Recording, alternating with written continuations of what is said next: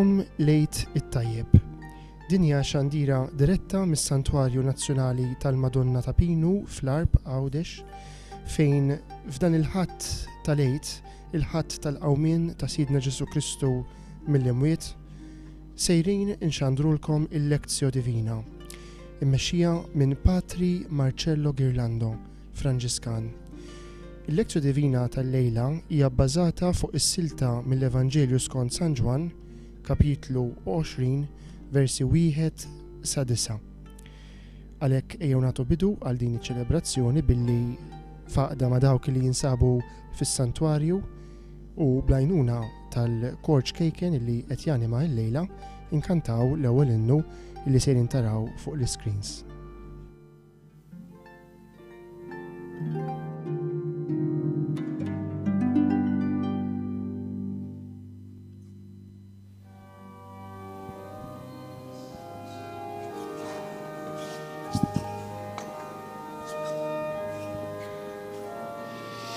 Jesus Christ, you are my life.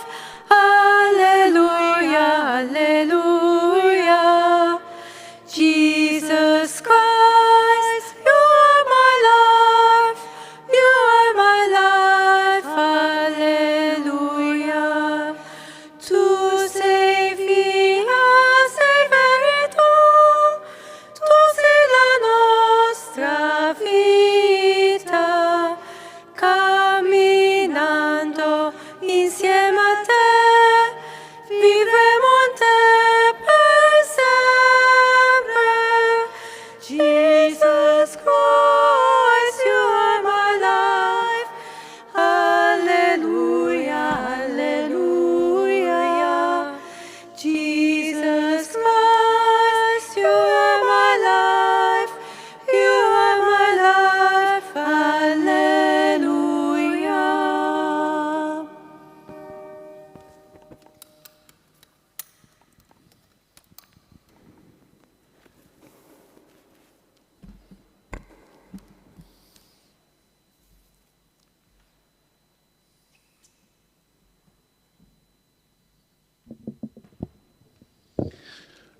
Fl-isem tal-Missier u tal-Iban u tal-Ispiritu Santu.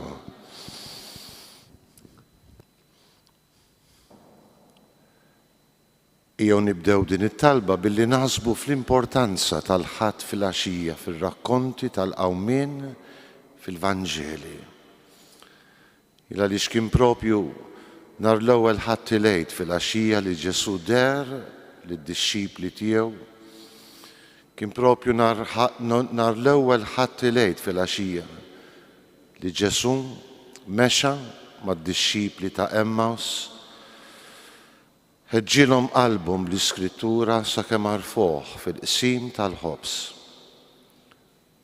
Għalhekk Missier Qaddis dan il-jum solenni tal-qawmien ta' ibnek Ġesu mill-imwiet, aħna nroddulek ħajr ta' dan id-don tal-għaġeb. U bil-qawwa ta' Ġesu rebbieħ li ħeġġeġ il-qalb tad-dixxipli u li nefaħ fuqhom l-Ispiritu Qaddis, ibgħat fuqna l-Ispiritu tiegħek. Ħeġġilna qalbna fl-għarfien tal-Iskritturi. Ħeġġeġ fina l-Ispiritu Qaddis u kattar fina il-fidi imlaqma fil-ferħ tar-rebħa tiegħek. Missier, dan nitolbuh l-istess Kristu Sidna. Amen.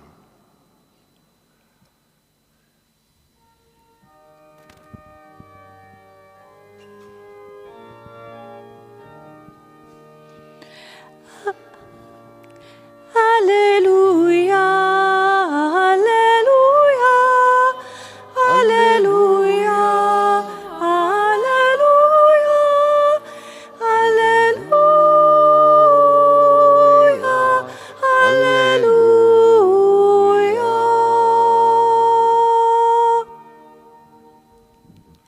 Qari mill-Evanġelju skont San Ġwan.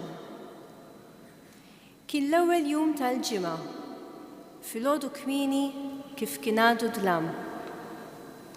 U Marija ta' Magdala ġiet ħdejn il-qabar u rat il-blata mneħħija mill-qabar. Għalhekk telqet tiġri għand xmum Pietru u għand id-dixxiplu l-ieħor li kien iħobb Ġesu u qaltilhom: Għalaw lil mulej mill-qabar u ma nafux fejn qegħduh. Pietru u d-dixxiplu l-ieħor ħarġu u ġew ħdejn il-qabar. It-tnejn ġrew flimkien, imma d-dixxiplu l-ieħor ħaffef aktar minn Pietru u laħaq qablu ħdejn il-qabar. Tbaxxa u ra l-faxex tal-għażel imqiegħda hemm, iżda ma daħalx. Imbagħad wasal warajh xmum Pietru, daħal fil-qabar u ra l-faxex tal-għażel imqiegħda hemm u l-maktub li kien madwar rasu.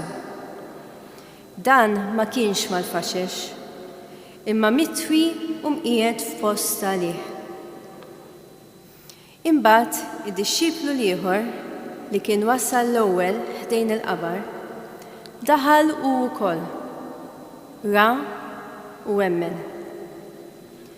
Sa dakinhar kienu għadhom ma femux l-Iskrittura li tgħid li kellu jqum mill-imwiet. Il-kelma tal-mulej. Tifħir lilek Kristu.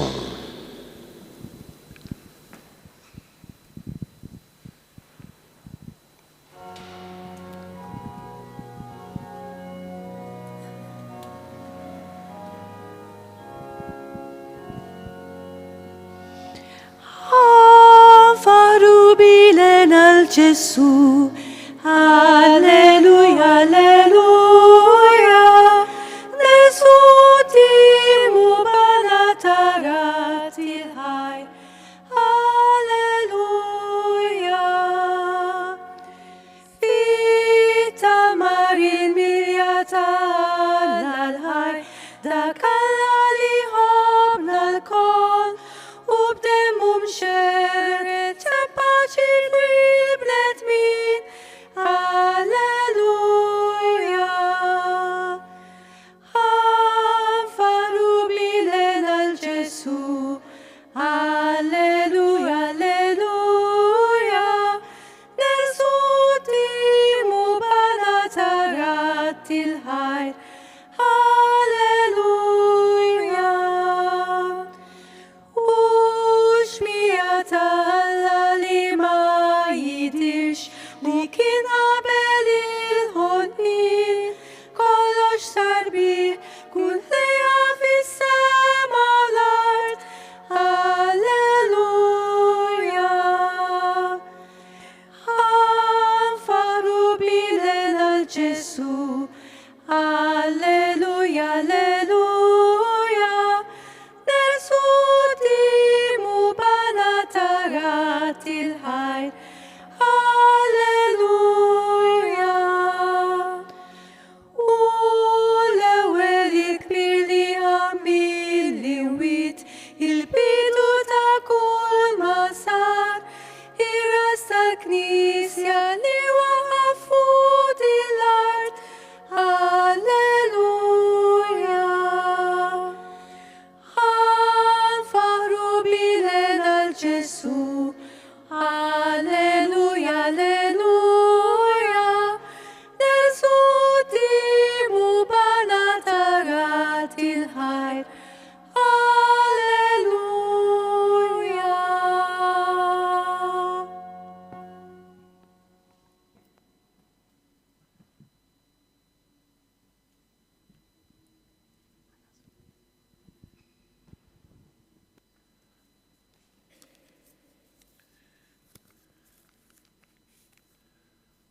Dal-Vanġelu tal-Lejt inħobb ntieħ titlu jien il-Vanġelu tal-Jogging. Il-għaliex it-tlet personaġġi li jissemmew fil-Vanġelu kollha jiġru.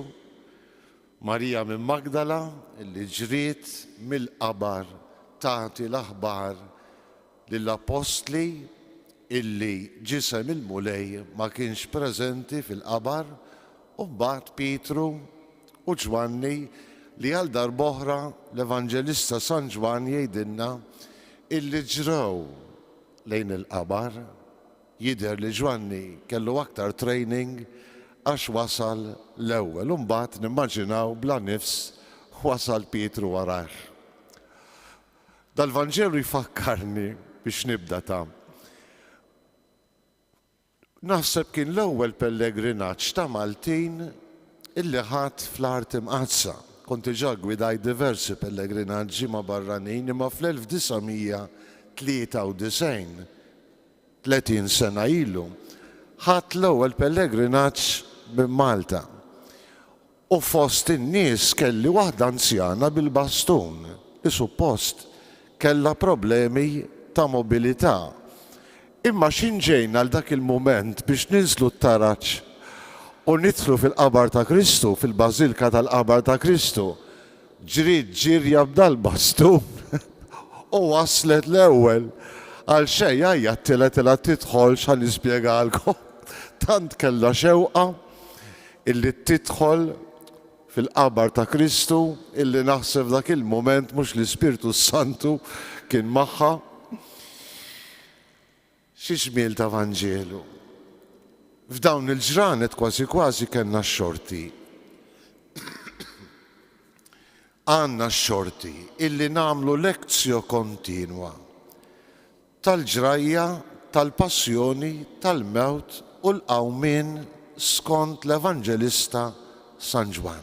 Fil-fatt, fil-ġimgħa l-kbira fil-funzjoni ta' 3 ta' war l-ofsinar kenna l-grazzja kbira li nerġgħu nisimgħu lil Ġwanni jirrakkonta il-ġrajja tal-passjoni u mbagħad dalgħodu u fil-ġranet li ġejjin sejrin nisimgħu is-siltiet kollha marbutin mal-qawmien ta' Ġesu mill-imwiet, anki dawk appuntu meħudin mill-Vanġelu skont San Ġwan. Allura jiena naħseb li din is-silta ċkejkna nistgħu nifhmuha fil-kuntest aktar wiesa tal-ġrajja li jirrakkontanna l-Evanġelista San Ġwan li ħafna jgħidu anki jekk mhux kulħadd jaqbel imma mhux importanti illi kien id-dixxiplu li Ġesu kien iħobb. Il-ġrajja tal-passjoni, differenza nafu mis-sinottiċi minn San Mark, Mattew u Luqa, jissu bħal donnu San Ġwan jippreżenta lil Ġesu always in control.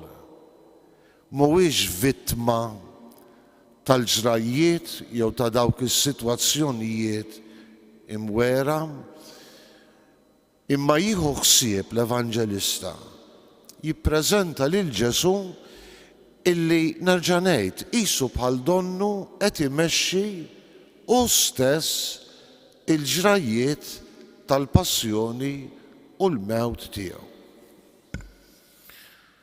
Ġesu jikkonferma dik il-kelma li kien qal fl-istess Vanġelu kapitlu 10 meta tkellem minnu nnifsu bħala r-rajjiet tajjeb u fost ħafna stqarrijiet jekk tiftakru Ġesu kien qal li mhux biss huwa r-rajjiet tajjeb għax jagħti ħajtu għan-naċ tiegħu imma jżid u jispeċifika jien għandi s-seta nagħti ħajti u jien għandi s-seta noħodha lura. Propju għalhekk fil-ġrajja tal-passjoni Ġesu jidher totally in control. Għalhekk forsi San Ġwan ma jġibx il-ġrajja mdemma tat-talba ta' Ġesu fil-Ġetsemani. Jippreferi jikkonċentra fuq l-arrest ta' Ġesu. U xin Ġesu jitlobhom lil min qegħdin fitxu u ma jwieġbu lil Ġesu ta' Nazaret u jistqar jiena u tafu li din toħloq reazzjoni. Qisu kulħadd qed jibża minnu. U din il-ħaġa San Ġwan jinsiġa nerġa' ngħid fil-ġrajiet kollha tal-passjoni. Tantu hekk x'in jasal għall-aħħar mumenti ta' Ġesu, għandna Ġesu li jagħtina lill-ommu, mara hawn hu ibnek, hawn hija ommok. Għandna lil Ġesu illi jiddikjara kważi kważi ċarezza assoluta li kollox huwa mitmu. Daqs li kieku qed jgħid dak kollu li tlabtni nagħmel u kieku jien inżid, dak kollu li tlabtni immexxi huwa fil-verità mitmu. Wassaltu għat-tmiem tiegħu. U tafu li mbagħad San Ġwan biex propju jagħtina kif ngħidu bl-Ingliż the cherry on the cake, jgħid illi Ġesu tal-aħħar nifs. U nafu illi fil-kuntest tal-Vanġelu skont San Ġwan dak in-nifs huwa l-Ispirtu Qaddis. Diġà propju fl-aħħar split second tas-salib ta' Ġesu diġà għandna lilli mallem illi qed jagħti l-ewwel frott u l-ikbar frott tal-passjoni u l-mewt tiegħu, id-don tal-Ispirtu Santu. L-istess Spiritu Santu kif għedna fil-bidu li kellu jħeġġeġ il-qalb taż-żewġ dixxipli ta' Emmaus huwa jispjegalhom l-Iskrittura, l-istess Spiritu Santu illi skont San Ġwan għal darb'oħra Ġesu jonfoħ fuq l-apostli miġbura fiċ-ċenaklu wara li urihom idejh u riġlejh il-pjagi qaddisa ku Ġesu jonfoħ dak l-istess Spiritu Santu nerġa' ngħid bħala l-aqwa frott tal-passjoni, il-mewt u l-qawmin tiegħu. Imma niġu għall-Vanġelu tal-lum. Għandna l-ġrajja tal-qabar vojt, hija tradizzjoni li nsibu f'kull Vanġelu. L-ewwel sinjal tal-qawmien ta' Ġesu minn bejn l-imwiet huwa il-qabar vojt. U jibqa' il-qabar vojt, mhux ta' bxejn, aħna l-insara ġelidna matul is-sekli, bda minna l-Franġiskani biex inkunu ħarriesa ta' dan il-qabar vojt, il għaliex mhuwiex qabar kwalunkwe, imma huwa l-ikbar sinjal materjali, fiżiku, tal-ġebel, tal-blat, illi jfakkarna illi li mallem li kient qiegħed fih qam minn bejn l-imwiet. Hija Marija minn Magdala, l-ewwel waħda li tmur lejn il-qabar u ssibu vojt. Għandna dan il-personaġġ tant sabiħ ta' din il-mara li mbagħad kif jgħid il-Papa Franġisku ssir l-apostlu lill-apostli il għaliex wara din il-ġrajja, wara din is-silta tal-Vanġelu, hija Marija minn Magdala illi tiltaqa' mal-mulej irxoxt illi jikkummissjuna jagħtiha l-mandat biex tmur tħabbar din il-verità tal-qawmien lil-ħutu, lill-apostli u għalhekk apostlu lill-apostli. Marija tmur kmieni filgħodu mas-sab kien għadu dlam. Kieku kellna naqdu ma' dan id-dettall xkejken li jagħtina San Ġwan dak li jgħidu il-Vanġeli sinottiċi, nimmaġinaw li kienet marret biex tidlek il-ġisem mejjed ta' Ġesu. Intom tafu li l-Lut kellhom din it-tradizzjoni sabiħa ħafna li ġisem mejjed mhux biss jaħsluh bħalma jsir dejjem nimmaġina jien f'kull kultura, ma dan il-ġisem mejjed jidilkoh biżjud ifuħu. Umbat jitkebbeb fil-liżar jew fil-faxex. Nafu li għal Ġesu ma kienx hemm żmien biex il-ġisem mejjed tiegħu jindilek, u nimmaġinaw li Marija minn Magdala imqanqla mid-devozzjoni kbira li kellha lejn Ġesu, mill-imħabba kbira li kellha lejn Ġesu, marret fejn il-qabar bit-tama li tkun tista' tidlek il-ġisem mejjed tal-imgħallem tagħha. Aħna nafu li l-Vanġeli sinottiċi ma jsemmux biss lil Marija minn Magdala, imma probabbilment in-nisa l-oħra illi diġà kienu preżenti taħt is-salib ta' Ġesu. Marija minn Magdala, biex ma nħaltux il-ħasma l-insalata, għax spiss hija personaġġ li nħaltuha mal-adultera, mal-prostituta, m'għandax taqsam xejn. Marija minn Magdala l-unika deskrizzjoni li għandna tagħha fil-Vanġeli hija li Ġesu minna kien keċċa 7 tixjater. Kien ħelisa minn oppressjoni nimmaġinaw jew possessjoni diabolika. Il-numru 7 forsi juri il-gravità tal-possessjoni, u nafu li baqgħet grata lejn l-imgħallem. Anzi, ħeġġet f'qalba mhux biss devozzjoni imma mħabba tremenda l-persuna tal-mulej Ġesu. Ja propju din il-mara li ħabbet ħafna lil-mulej illi ssib il-qabar vojt. U marret tiġri tgħid lill-apostli. Mela ġirja minant mill-ġnien fejn ġie midfun Ġesu, nimmaġinaw għal-post taċ-ċenaklu li jissemma mbagħad fil-għaxija, nhar ħadd ilgħid fil-għaxija meta Ġesu jidher lid-dixxipli. Bogħod kbir m'hemmx. Mhuwiex bieb u għadba, għandek mixja ta' kwarta, imma ovvjament Marija minn Magdala ixxukjata dak il-qabar vojt, ħadu l-mulej mill-qabar, tmur twassal din l-aħbar lill-apostli. F'dan il-każ jissemmew speċifikament Pietru u d-dixxiplu Ġwanni, id-dixxiplu li Ġesu kien iħobb. Ġirja tal-ġenn. Min jaf setgħu ħasbu id-dixxipli f'dak il-ħin?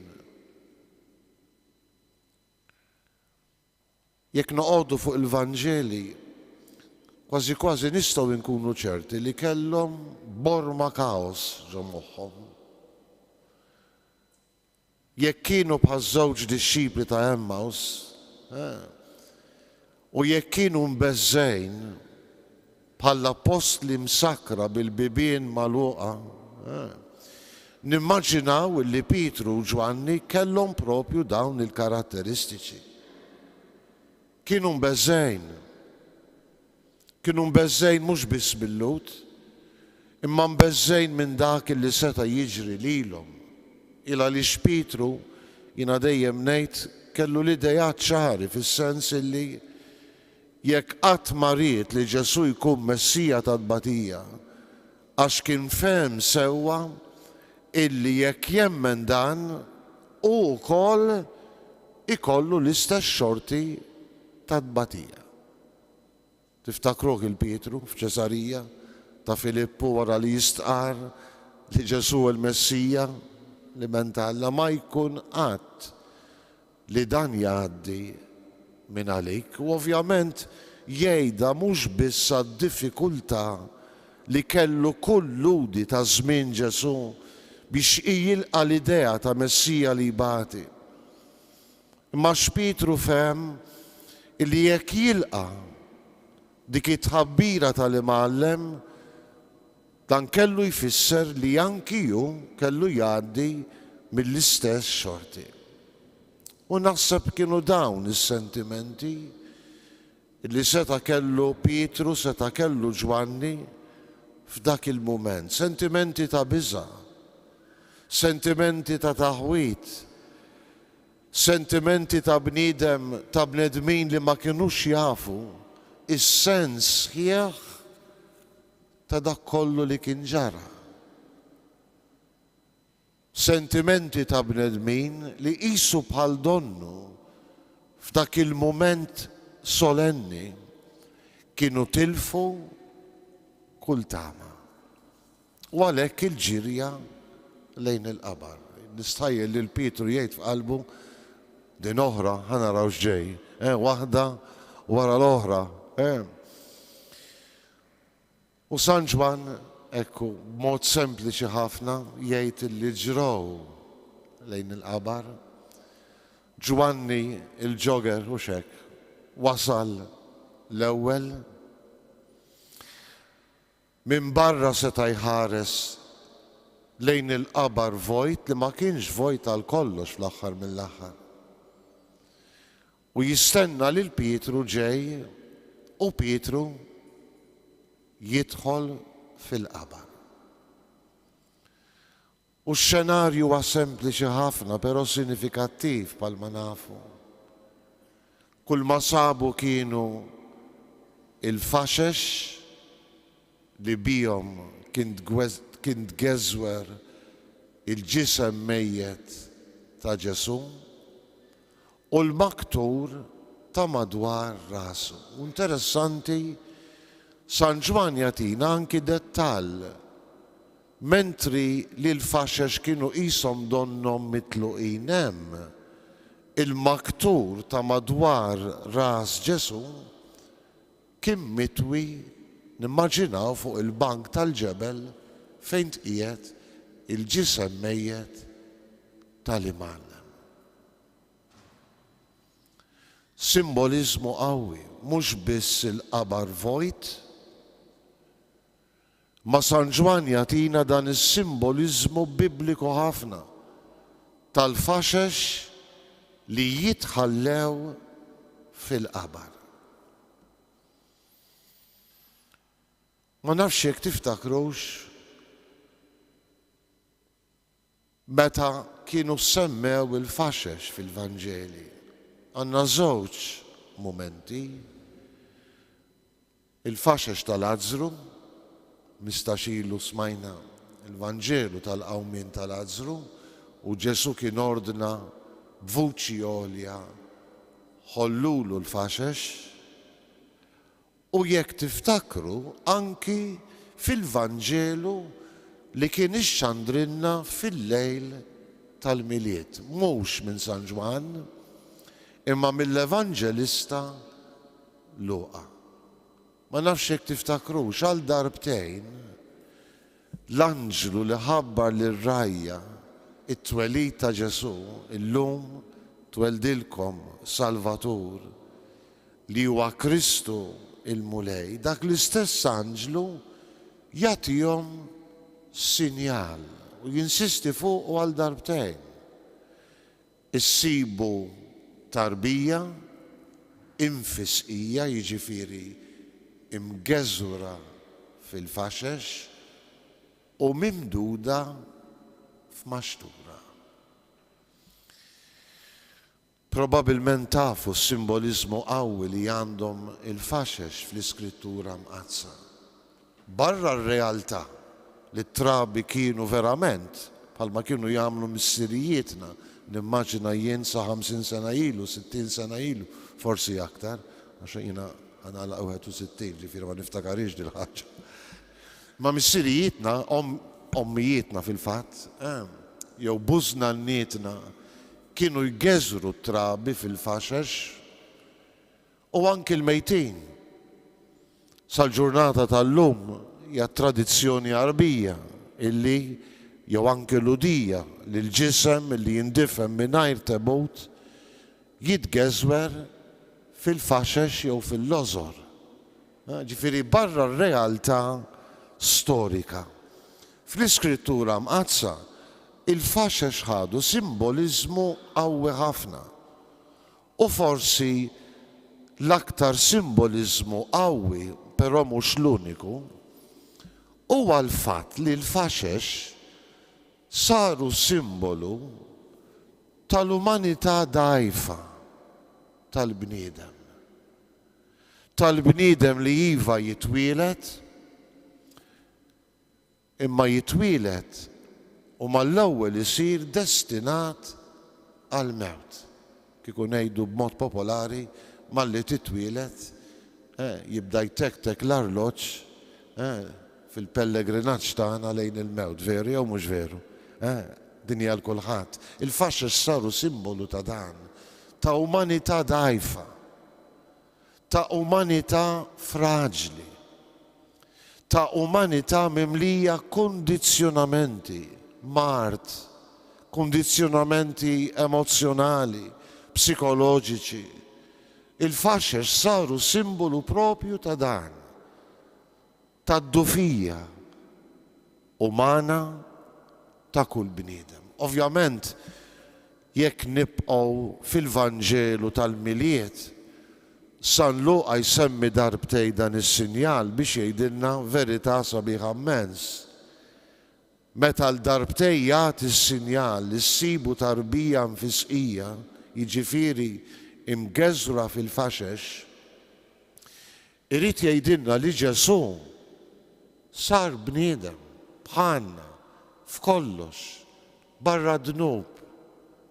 Ma jużax il-kelma solenni li nsibu fil-prologu ta' San Ġwan, il-verb sar bniedem u għammar fostna, imma jippreżentanna din it-tarbija imgeżra fil-faxex biex ifakkarna li l-iben Alla, il-prinċep tal-paċi li twieled, libes l-umanità fraġli bil-kundizzjonamenti kollha tal-umanità dgħajfa li kull wieħed u waħda minnha iġġor. Fil-fatt hemm anki xi siltiet fl-Iskrittura illi qisu bħal donnu l-faxex isiru simbolu tal-morsa tal-mewt. U forsi dan jidher ċar fir-rakkont ta' Lażru, jekk nerġgħu lura għall-Vanġelu ta' San Ġwan, Lażru u oħroġ u dak li kien mejjed ħareġ u Ġesu qal ħollulu il-faxex. Jiġifieri dal-bniedem inħall almenu temporanjament u xek. Għalma ngħidu għaliex Lażru kellu jerġa' jmut, ġiethom spiża dal-ġiex funerali, imma parti. Lażru inħall temporanjament mill-morsa tal-mewt. Issa intom ta' forsi smajtuha 15 ilu, jekk saret minn għalija.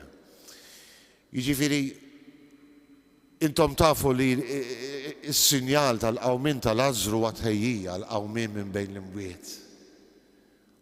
U l-element tal-faxex huwa wieħed mill-pontijiet li nistgħu nibnu bejn is-sinjal tal-qawmin ta' Ġesu li kellu jiġi mħejji mill-qawmin tal-Lażru u dal-qabar vojt illi fih Pietru u Ġwanni isibu il-faxex mixħutin fih. Probabilment diġà fimtu x'rid jgħid San Ġwan. Ġesu kien qam tassew minn bejn l-imwiet. Ħalla warajh l-umanità dgħajfa. Ħalla warajh il-kundizzjonamenti kollha li kull wieħed u waħda minna inġorru. Qam rebbieħ, qam b'ġisem glorjuż. Ġisem glorjuż illi m'għandu l-ebda dufija, l-ebda kundizzjonament, ġisem glorjuż li jgħix għall-eternità għal dejjem ta' dejjem. Araw xi ġmiel. Wa suġġestiv kif is-sempliċità tas-simboliżmu ta' tal-faxex San Ġwan irid jurina r-realtà tal-qawmien ta' Ġesu minn bejn l-imwiet. Li huwa interessanti allura huwa dak li jgħid l-Evanġelista meta jgħid illi d-dixxiplu li kien iħobb Ġesu meta daħal ra u emmen. Issa San Ġwan jagħmel dan il-kumment sa dakinhar kieku jien nispeċifika biex nifhmu għatax mhux qiegħek fil-Vanġelu, sa dak il-ħin ma kienux fehmu l-Iskritturi li kienu jgħidu li kellu jqum minn bejn l-imwiet. F'dak il-ħin Ġwanni l-Evanġelista ma jgħid xejn fuq ir-reazzjoni ta' Pietru. Imma Ġwanni, d-dixxiplu li kien iħobb Ġesu, x'indaħal fil-qabar u bajnejh ra il-faxex u dak il-maktur mitwi ra u emmen. Qisu beda jisbaħ f'moħħu u f'qalbu l-għarfien tal-qawmien ta' Ġesu minn bejn l-imwiet mill-Iskritturi. U preċiżament jidher mill-qabar vojt u mill-faxex tal-għażel mixħutin f'dak il-qabar vojt. Qisu Ġwanni fehem, issa jekk niżbalja korreġuni jew l-isqof jikkorreġini. Qisu Ġwanni fehem illi minn dak il-mument il-qudiem dak Kristu li verament qam minn bejn l-imwiet tista' tibda tiltaqgħu miegħu biss fil-fidi u fidi msejsa fuq l-Iskritturi imqazza. Tgħiduli qed tgħid xi ħaġa żbaljata, ma naħsibx, u ngħidilkom għax ma naħsibx. Illa li ftit aktar l-isfel. Ġwanni jirrakkonta l-ġrajja tal-laqa sabiħa ta' Kristu l-xoxt ma' Marija minn Magdala. Probabilment tafuha bl-amment kif Marija marret tibki lejn il-qabar, Ġesu l-xoxt derila din id-darba u ma rfitux. Ħasbitu l-ġennien u jekk inti naħħejtu minn hawn għajdilna fejn għamiltu. Sakemm hemm sabiħa. Ġesu jsejħilha b'isima Marja, Rabbuni, f'dak il-mument tarfu. Però mbagħad x'int tmur biex tmissu, Ġesu jgħidilha no li metangere, do not touch me, la tmissniex, għax għadni ma tlajtx għand il-missier. U forsi xi kultant din il-ħaġa tħawwadna niftakar patri tagħna biex jinkini dejjem kien jaqbad kwistjonijiet tal-Iskrittura biex jikkonvinċini li l-Iskrittura kollha kontradizzjonijiet. U kien jgħidli sewwa l-Madalena ma ħallihiex tmissu u l-Tumas ħallih idaħħal subaħ fil-kustat. Wis kontradizzjonijiet. Ovvjament m'hemmx kontradizzjoni. Għaliex m'hemmx kontradizzjoni? Għax fil-mument li jidher lil Marija ta' Magdala, Ġwanni l-Evanġelista qed jikkonferma dak li jgħid ftit sekondi ilu. Qisu Ġesu qed jgħid lil Marija minn Magdala u lilna li millum il-qudiem li l-Kristu ħaj ma tarfux bl-istess kriterji tal-bniedem li tara, li tmiss, imma tittarfu permezz tal-fidi. Trid tarfu permezz tal-fidi. U kieku jien nżid għal darbora, fidi imsejsa fuq l-Iskrittura. Dan jiġi konfermat. Jekk dak li qed ngħid nitfalu l-eroq fil-Vanġelu ta' San Luqa, il-rakkont ta' Emmaus, 15 oħra, ikolkom il-lezzju, ikonna l-lezzju fuqa. Għax dis-sena għandna grazzja illi qiegħed fil-lista tal-Vanġeli ta' ħatti lejt. L-ewwel ma tħeġġet qalbhom kien permezz tal-Iskritturi. Hija dik l-Iskrittura li anqlet fihom il-fidi biex setgħu jarfuh fil-qsim tal-ħobb. San Luqa aktar tard bil-lejl jgħid u Ġesu nefaħ fuqhom, fetħilhom moħħhom anzi għall-għarfien tal-Iskrittura. Fetħilhom moħħhom biex jifhmu Mosè, is-Salmi interessanti u l-Profeti. Din l-insistenza illi l-irxoxt il-qawmien ta' Ġesu ħaj l-ewwel u qabel kollox tesperjenzjah permezz tal-fidi imsejsa fl-Iskrittura. Konklużjoni, ejjew niġġogjaw l-aħwa, ejjew niġru lejn il-qabar vojt, ħanaraw dawk il-faxex u nemnu li qam tassew minn bejn l-imwiet. Ejjew niġru l-aħwa. Intom qaġralkom bħali tagħmel randan sabiħ, tisma' l-kelma, tipprietka, ta' saċerdot qarar, il-funzjonijiet sbieħ, lejt, il-climax, imma mbagħad hemm ir-riskju illi naqgħu żorba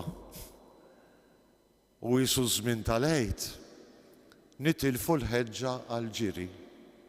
Tagħmlux bħali ta' ejjew niġru lejn il-qabar vojt biex nemnu għax permezz tal-fidi nirċievu l-Ispirtu Qaddis li jqawwina fit-twemmin tagħna fil-qawmien ta' Ġesu minn bejn l-imwiet. Jew nitolbu l-grazzja mod partikolari xi nkunu għaddejjin minn mumenti jibsa li konna s-saħħa niġru lejn dak il-qabar vojt u naraw dawk il-fexex u nemnu li għadu ħaj, li huwa ħaj u jimxi magħna fit-triq. Ejjew ma nitilfux il-ħeġġa għall-ġiri lejn dak il-qabar. Għal dik il-mara xieħa li ġiet miegħi 30 sena ilu u daħlet qabel kulħadd avolja bil-bastun u tsappab. Avolja bil-bastun u ntsappu, ejjew ma nitilfu qatt. Il-ħeġġa li niġru, naraw, nemnu u nħejju ruħna biex nirċievu l-ikbar u l-isbaħ don, l-Ispirtu Santu li jingħatanna mill-ġdid fil-Pentekoste.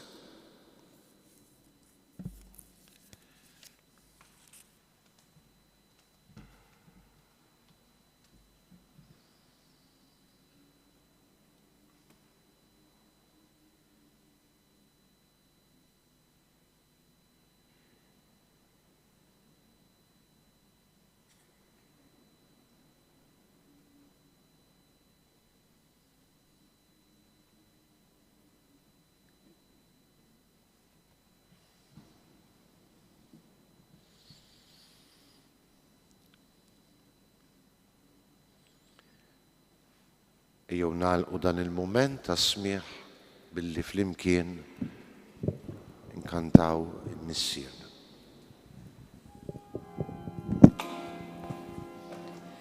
Missirna li inti fi smawit, jitates li sem tijak, jitates li sem tijak. Tiġi saltnatek, ikun dak li trid inti, ikun dak li trid inti, fis-sema ekta fl-art.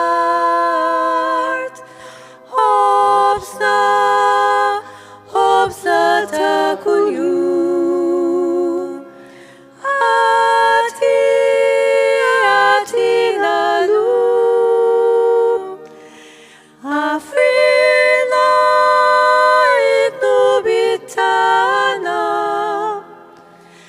Afrina id-nubit tagħna.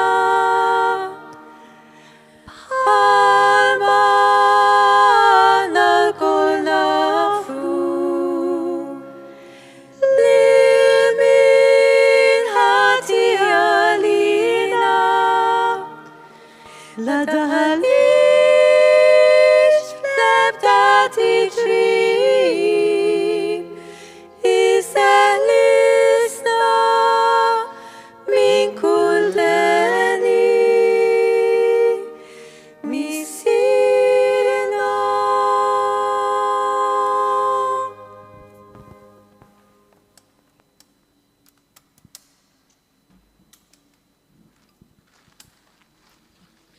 Il-mulej ma'kom.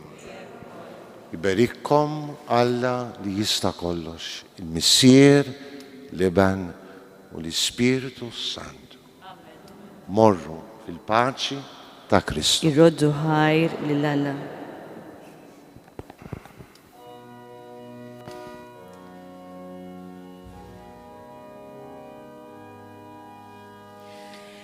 Laudate Dominum, laudate Dominum, omnes gentes, alleluia. Laudate Dominum, laudate Dominum, omnes gentes, alleluia. Laudate Dominum, laudate Dominum, omnes gentes, alleluia. Laudate Dominum omnes gentes. Faħru popli kollha lil-mulej, l-anja illi l-Knisja fil-ferħ tal-Għid tkanta lil Kristu, is-Sit u Sinjur tagħha fil-qawmin tiegħu mill-imwiet. Ejjew kif ħeġġiġna l-predikatur illum bħal Pietru u Ġwanni niġru lejn il-qabar, naraw il-faxex imqedina għalihom u l-liżar li fih kien imkebbeb is-Sinjur tagħna u nemnu illi l-mulej għam tassew. Nistednukom u nħeġġukom biex tibkomplu fil-mixja tal-Knisja magħna f'dan iż-żmien tal-Għid, f'dawn il-50 jum ejjew ma nitilfux kif qal Patri Marcello il-ħeġġa, l-entużjażmu, l-enerġija sabiex mhux biss nifirħu imma nkomplu wkoll nisimgħu l-kelma ta' Kristu Rxoxt illi jkompli jagħtina l-ħajja permezz tal-Iskrittura. Nfakru wkoll f'dan iż-żmien li qegħdin fih tal-pjan pastorali fid-Djoċesi ta' Għawdex b'attenzjoni biex nisimgħu il-kelma ta' Alla. Għalhekk kull nhar taħat l-appuntament tal-Lezzju Divina fis-6:30 filgħaxija minn dan is-Santwarju ta' Pinu. Grazzi ħafna li kontu magħna minn qalbna lejt it-tajjeb.